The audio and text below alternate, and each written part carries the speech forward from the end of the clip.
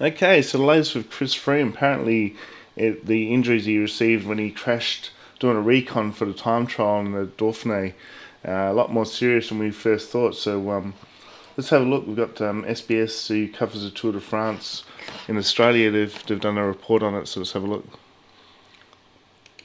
Tour de France champion Chris Froome is in intensive care in a French hospital. The 34-year-old suffered serious multiple fractures from a high-speed crash.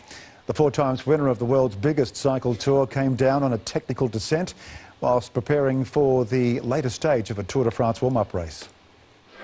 Chris Froome was on his bike inspecting the course for the Stage 4 time trial at the Critérium du Dauphiné.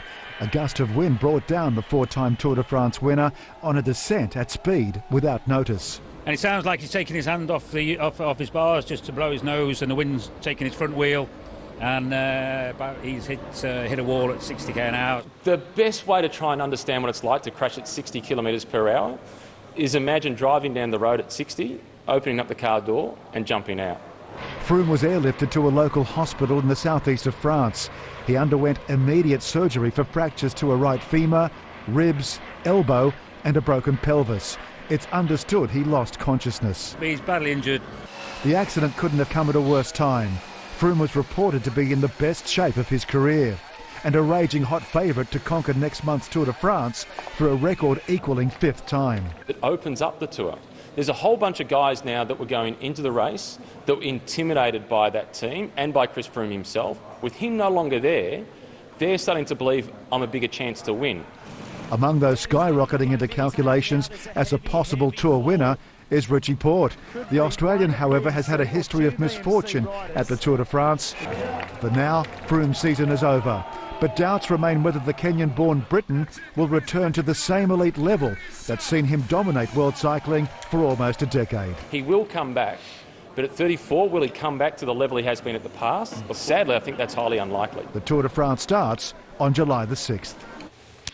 Okay, so that's the latest. There's been no actual footage of the crash. I know I put up my first video last night and people were asking if there's any footage, well, I was just surprised there wasn't any footage, but it was a recon, so they weren't really filming it, and I don't think any member of the public filmed it either, so there's no footage of the crash. I don't think we'd want to see it either. It sounds pretty darn serious.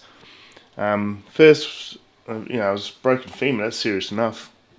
And then I heard Brailsford say that he broke his elbow and ribs, and now they're saying that he broke his femur, elbow, ribs and pelvis as well, and he was unconscious. So he must have been in excruciating pain, and they airlifted him to, I think it's St. Etienne Hospital, and he's in intensive care now. So whatever you think of Chris Froome, whether you think he's a drug cheat, that whole asthma puffer thing that they were going through with salbutamol, and the possible performance gains you get when you're using it in a nebulizer situation, which the UCI have deemed illegal, but apparently some riders do that. So, but whatever you think, you don't want any rider to be put out of the tour like that and suffer those sort of injuries. And I think it's a bit early to be speculating about how the race is going to unfold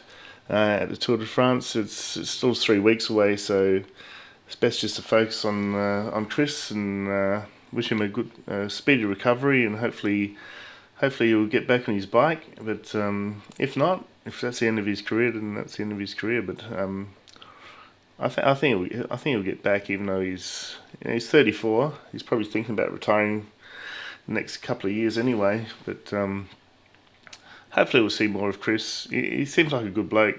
Whatever we think about him, the haters and everything, he seems like a pretty decent bloke from Africa, born in Kenya, and British citizen now, so rides for Britain. But all right, so Chris, if you're listening, love Team Sky. I've got a rider Pinarello myself, and rode around with the Team Sky boys in the Tour Down Under. They seem like pretty down to earth and good to chat to. So hopefully you and your team Ineos, will do well in this year's tour, and hopefully we'll see you maybe later in the year in the Vuelta or next year. Come down to the Tour Down Under, mate. It'd be good. It'd be good to see you. I think he was there in, I think it was 2005.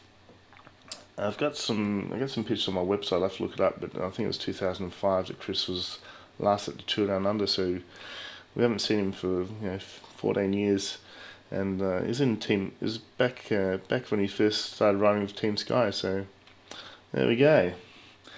Okay, so that's the latest. He's in Chris in intensive care. So there's a picture of him and his son. So I'm sure his whole family are worried about him. And it just seems like it's pretty shocking injuries that he's sustained in this crash. And hopefully he'll have a speedy recovery, and we'll see more of Chris. Maybe keep an eye out on his Twitter account. I think Michelle was going to do an update from Chris, but if he's unconscious, hopefully he's conscious now. But at the time, I guess he was unconscious. I don't know whether she was aware of that. But I doubt he'd be sending a statement out if he's in pain and unconscious, and he's probably going to, go through surgeries, maybe get some pinning done. I haven't heard too much on his condition, so I'll keep an eye out and keep you guys informed. Okay, see you guys.